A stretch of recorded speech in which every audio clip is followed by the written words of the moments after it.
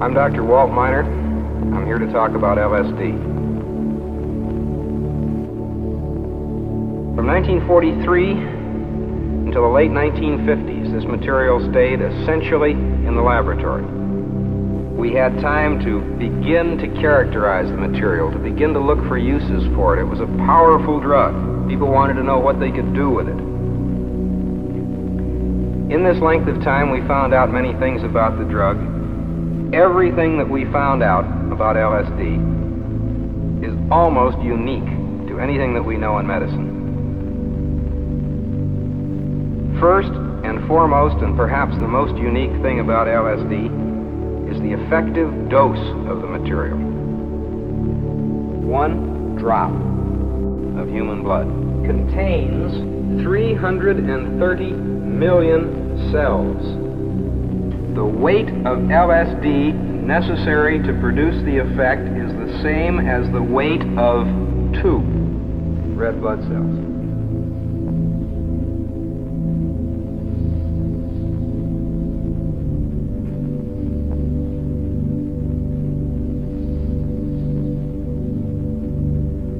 Another thing that's unique about LSD, it doesn't seem to make much difference how you take it.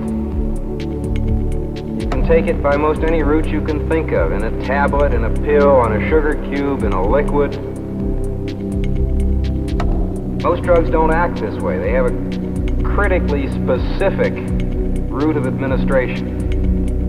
Now, for any drug, there's what we call a latent period, and that's the length of time between giving the drug and seeing the effect of the drug.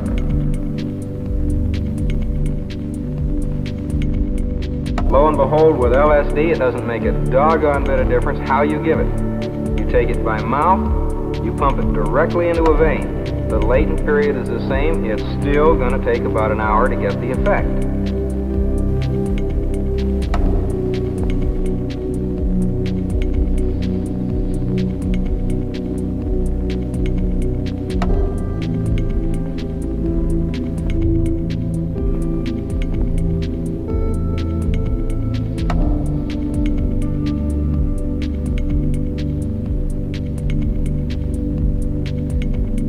LSD is absorbed almost instantly from the intestinal tract. It cycles through the brain very, very rapidly. Lo and behold, by the time you get symptoms from LSD, the LSD itself is gone.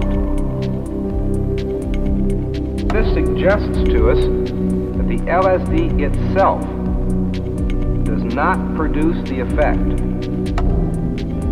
What appears to happen is that in the brain there are certain chemical reactions which are possible but which do not take place. We have reactions that are cocked, as it were, like a gun, ready to go off, but they can't ordinarily. Along comes the LSD and it acts as a catalyst. It allows these otherwise impossible reactions to occur. And there they go. It takes a minute quantity to catalyze the reaction. Once the reaction is underway, it can continue. Now, to some extent, the mental effects of LSD depend on what's called the set and the setting. The set is what you expect to happen. It's how you feel at the moment, what you're thinking, whether you're nervous, whether you're worried, what you anticipate with the compound. The setting is just as it sounds. It's where you take it, the situation, the things surrounding you, the environment.